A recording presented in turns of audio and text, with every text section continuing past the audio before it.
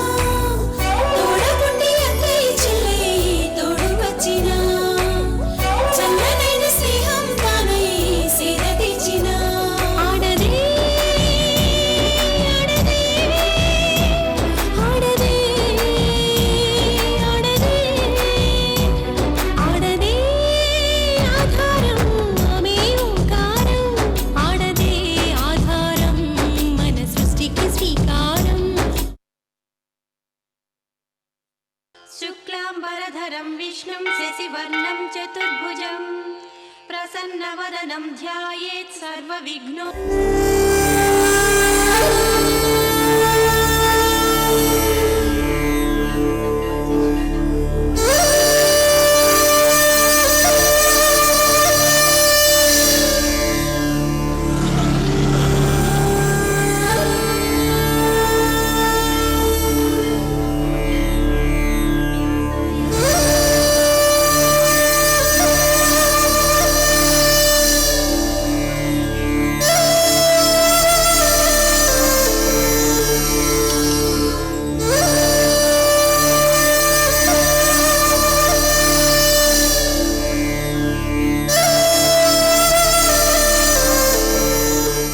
ఏంటమ్మా ఆలోచిస్తున్నావు? నా స్నేహితురాలు రేణుక గురించి ఆలోచిస్తున్నానంటే. ఏంటమ్మా ఇప్పుడు నువ్వున్న పరిస్థితుల్లో నీ గురించి ఆలోచించకుండా రేణుక గురించి ఆలోచిస్తున్నావు? అవునంటే తనిప్పుడు ప్రెగ్నెంట్. దగ్గరిండి చూసుకోవడానికి అండగా ఎవరూ లేరు. ఆ ఇంట్లో ఎప్పుడైనా ఏ క్షణాన్నైనా రేణుకను చంపేస్తారు. ఆ వికాస్ ఎంత దుర్మార్గుడో మీకు కూడా తెలుసు కదా అంటే. తెలుసమ్మా, నీ జీవితాన్ని సర్వనాశనం చేసినవాడు. వాడీరోజు పెద్ద హోదాకి ఎదిగాడు. ఏదో ఒకరోజు వాడి పతనం మొదలవుతుంది. భగవంతుడు అన్నీ చూస్తుంటాడు. నేను ఒకసారి రేణుకి ఎలా ఉందో కనుక్కొని వస్తానంటే. నేను కాదండం లేదమ్మా, వెళ్ళి కలిసిరా. కానీ నీ గురించి ఏమైనా ఆలోచించావా?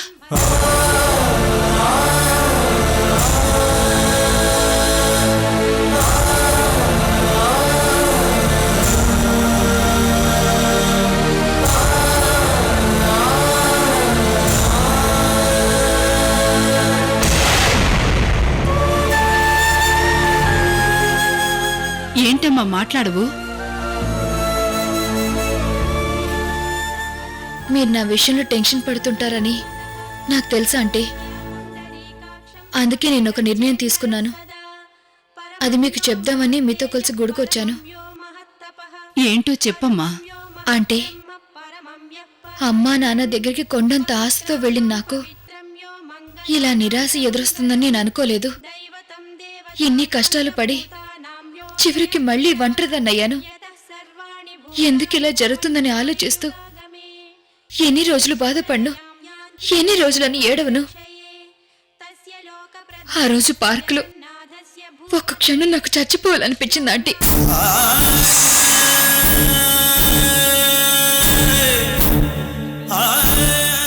నా జీవితానికి చివరి మజిలీ అదేనేమోనని మనసులో అనుకున్నాను కూడా. కానీ నా అదృష్టం మీరు మళ్ళీ నాకు కనిపించారు. నా కష్టాన్ని మీతో చెప్పుకుని నేను మళ్ళీ తేరుకున్నాను. ఇంత కష్టం వచ్చినప్పుడు మీ తోడు మీ ఆశ్రయం నాకు అవసరమనే ఆ దేవుడు మళ్ళీ మిమ్మల్ని నా దగ్గరికి పంపించాడేమో అనిపిస్తుంది. థ్యాంక్ గాడ్ అని మనసుకు సర్ది చెప్పుకొని ఆ తర్వాతే నేనే నిర్ణయానికి వచ్చాను. కష్టాలు కన్నీళ్లు జీవితంలో ఒక భాగం అనుకోవాలి. ఏడుస్తూ కూర్చుంటే మనిషి జీవితం వ్యర్థం అనిపిస్తుంది. సర్దుకుపోవడం, రాజీ పడ్డం ఒక్కోసారి మనిషి జీవితానికి బతకాలనే భరోసానిస్తాయి, మంచి భవిష్యత్తుకు బాట వేస్తాయి. దైవ సంకల్పానికి ఎదురు తిరగడం కంటే తల వంచుకుని జీవితాన్ని కొనసాగించాలి. అది దేవుడి పట్ల మనం చూపించే కృతజ్ఞతమ్మా. ఎందుకంటే ఈ జీవితం దేవుడిచ్చింది కాబట్టి.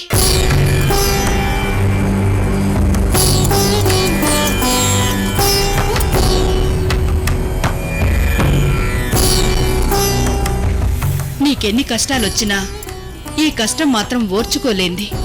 అయినా సరే తొందరగా బయటకొచ్చావు. అదంతా నీ ఓర్పు, గుండె నిబ్బరం తల్లి.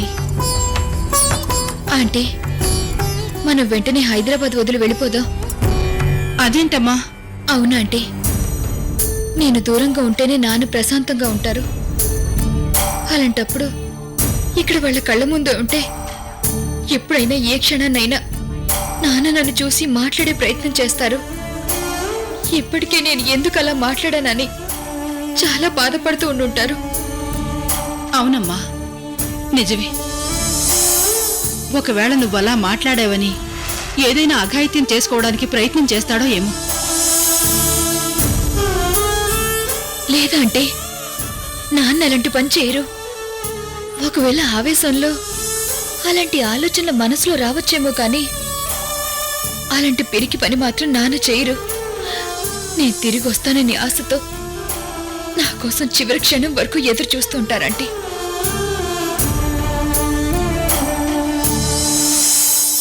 కానీ మీ అమ్మ వెనక ముందు ఆలోచించకుండా అంత కఠినంగా మాట్లాడడం కూడా కరెక్ట్ కాదేమో అనిపించిందమ్మా. లేదా అంటే అమ్మ అలా మాట్లాడడంలో న్యాయం ఉంది. తన భయం తందే. అంతెందుకు, జాతకం గురించి చెప్పగానే ఒక క్షణం నాకే భయం వేసింది. నేను చదువుకున్నాను, ఈ జాతకాన్ని నమ్మనమ్మా అని మొండిగా మాట్లాడుండొచ్చు. ఇదంతా నాన్నకు చెప్తే తను కూడా అమ్మని పిచ్చిదానిలా జమకట్టి నన్ను ఇంట్లోనే ఉండిపోమంటారు. ఒకవైపు నాన్నకేమవుతుందోనన్న భయంతో అమ్మ తల్లడిల్లిపోతూ ఉంటే తనను చూస్తూ ఆ ఇంట్లో సంతోషంగా నేను ఎలా ఉండగలనంటే.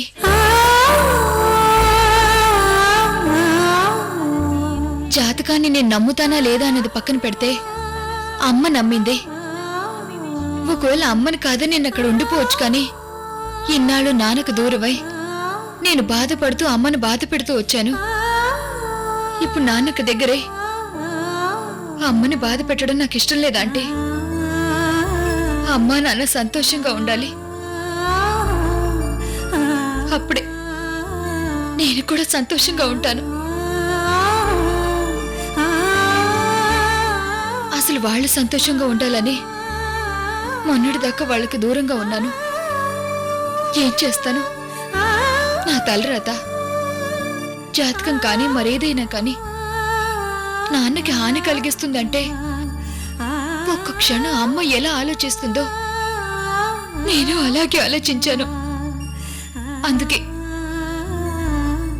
ఎలాంటి రిస్క్ తీసుకోకుండా మొండిగా నాన్నని హర్ట్ చేసి ఇంట్లోంచి బయటకు వచ్చేసాను. నాకంతకంటే ఇంకో మార్గం లేదంటే.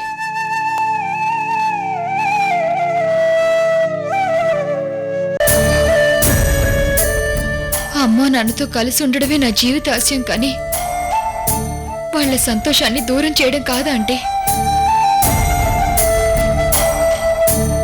అందుకే ఇవన్నీ ఆలోచించి నేను ఒక నిర్ణయానికి వచ్చాను.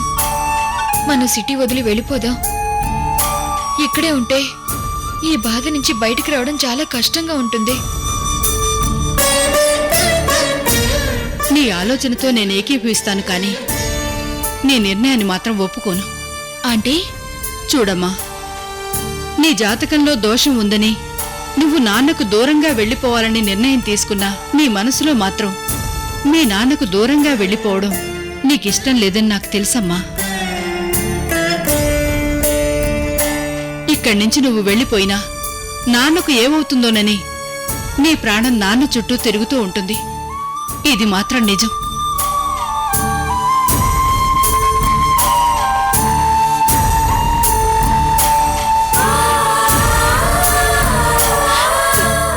ఇంతకంటే నేనేం చేయగలను ఆంటీ?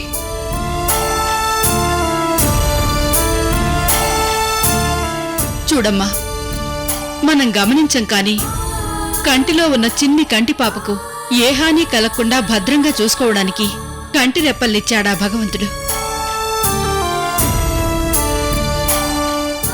కన్ను, కంటికి కన్నీళ్లు రెండూ ఆయనవేనమ్మా. ప్రతి సమస్యకు పరిష్కారం ఉందమ్మా. జాతకాన్ని నమ్ముతున్న మనం జాతక దోష పరిష్కారం ఉంటుందని ఖచ్చితంగా నమ్మాలి. నాకు తెలిసిన ఓ గొప్ప జ్యోతిషి పండితుడున్నాడు. నీ జాతకం వివరాలు చెప్తే అతనికి చూపిస్తాను. దోష నివారణ మార్గం దొరుకుతుందేమోనని ప్రయత్నం చేసి చూద్దాం. వద్దంటే నేనింక ఎలాంటి రిస్క్ తీసుకోదలుచుకోవట్లేదు. చూడమ్మా, నువ్వు చెప్పినట్టు మనం సిటీ వదిలి వెళ్ళిపోదాం కాదన్ను. కానీ ఇంకో 2 రోజులు ఆగి వెళ్దాం. జాతక దోష నివారణ లేదు అని తెలిస్తే వెళ్ళిపోదాం. ఈ ఆంటీ మీద నీకు ఎలాంటి గౌరవం ఉన్నా ఈ ఒక్కసారి నా మాట వినమ్మా.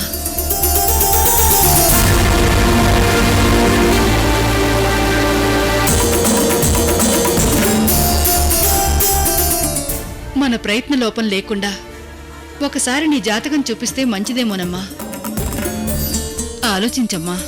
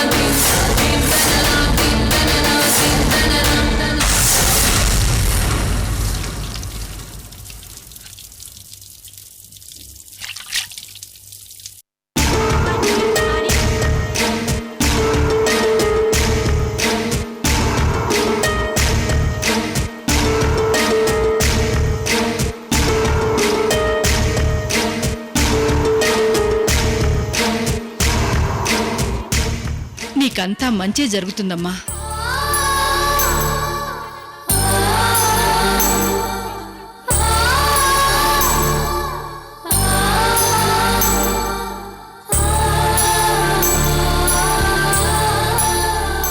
అలాగే ఆంటీ, మీ మాట నేను ఎప్పుడూ కాదన్నా. అమ్మయ్యా, ఒప్పుకున్నావు. సంతోషం అమ్మా.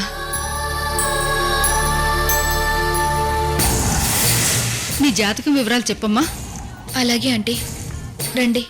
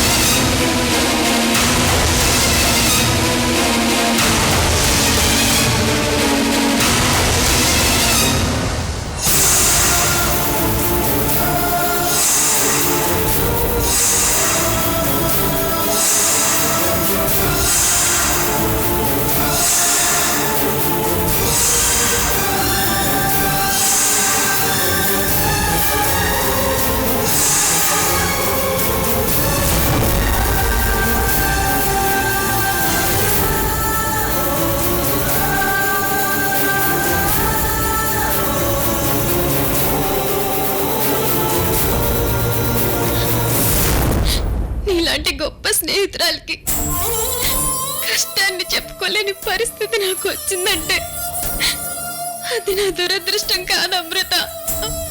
చేతులా నేను చేసుకున్నాను. నాకే శిక్ష కరెక్టే అమృత.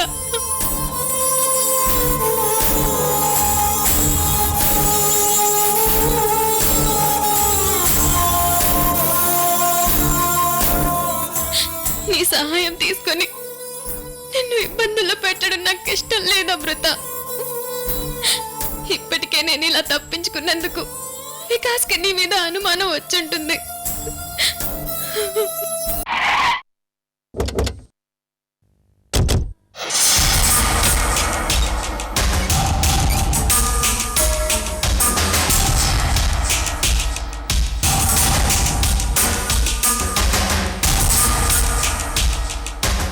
నమస్తే సార్. నమస్తే. మా అమ్మ నాన్నకి ఎలా ఉంది? Nothing to worry sir. ఈ రోజే డిశ్చార్జ్ చేస్తాను. రండి. అలాగే. మీరు ఇక్కడ వెయిట్ చేయండి. Okay sir.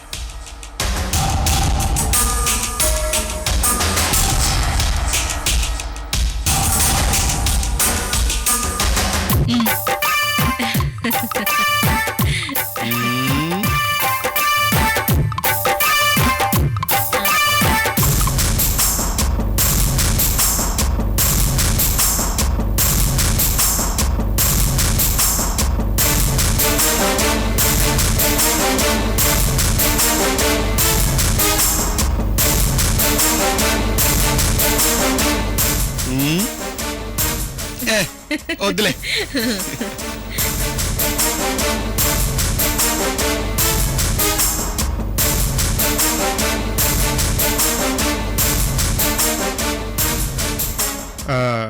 డాక్టర్ చెప్పండి. పర్సనల్ గా మాట్లాడాలి. ఓ 5 minutes వెయిట్ చేయండి. వెయిట్ చేస్తాను సార్.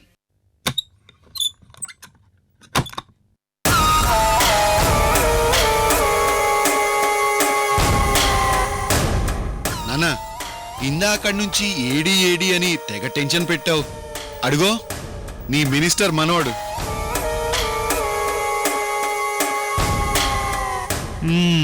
ఏంటి ముసలోడా, ఎలా ఉంది నీ డెంగ్యూ ఫీవర్? బాగానే ఉంది మనోడా. చూసావా తాతయ్య, నీ మనోడు మినిస్టర్ అయి ఎంత ఎత్తుకెదిగాడో. నువ్వు అసలు ఊహించి కూడా ఉండవు కదా తాతయ్య. ఎదుటివాడి ఎక్స్పెక్టేషన్స్కి అందకుండా ఎదగడమే ఈ వికాస్ స్పెషాలిటీ. అదుర్సురా. ఈ మనోడు ఎందుకు పనికిరాని వాడని నా పక్కలో బల్లంలా అమృతని అవుట్ హౌస్లో పెట్టి మరీ చదివించావు. నీ ఆస్తి రాసిస్తానన్నావు, అంతేనా? అమృతని దేవతా అన్నావు. దాన్ని పెళ్లి చేసుకోమని నీతి చంద్రికలు వినిపించావు. నీ మాట విని అమృతని పెళ్లి చేసుకుని ఉంటే ఈరోజు నేను మినిస్టర్ అయ్యేవాడినా? మొసలోడా.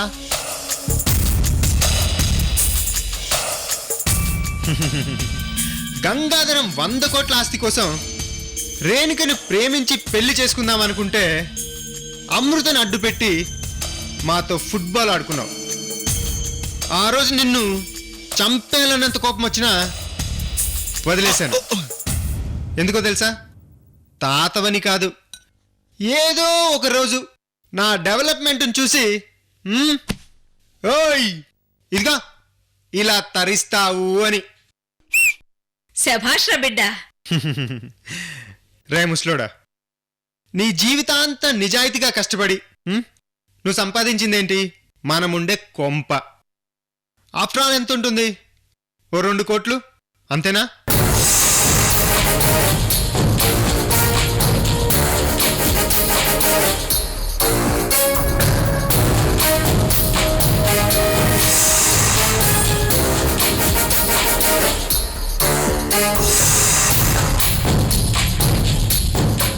నేను ఢిల్లీలో మినిస్టర్ అవగానే ఒక నార్త్ ఇండియన్ కాంట్రాక్టర్ ఫోన్ చేసి హైదరాబాద్లో ఒక బిల్డింగ్ని గిఫ్ట్గా ఇచ్చాడు.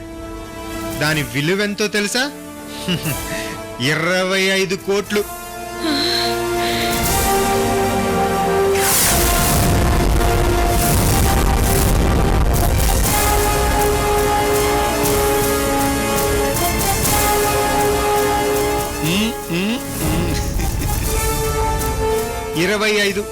25 crores.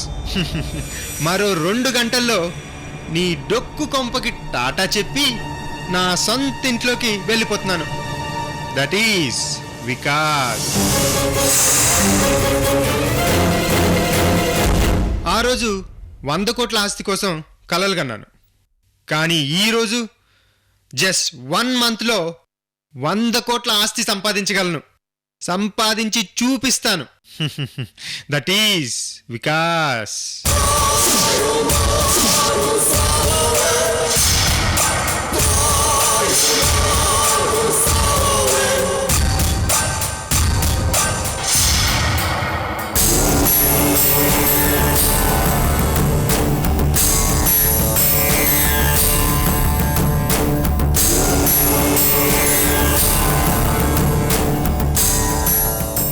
అమృత జాతక దోషానికి నివారణ ఉందమ్మా.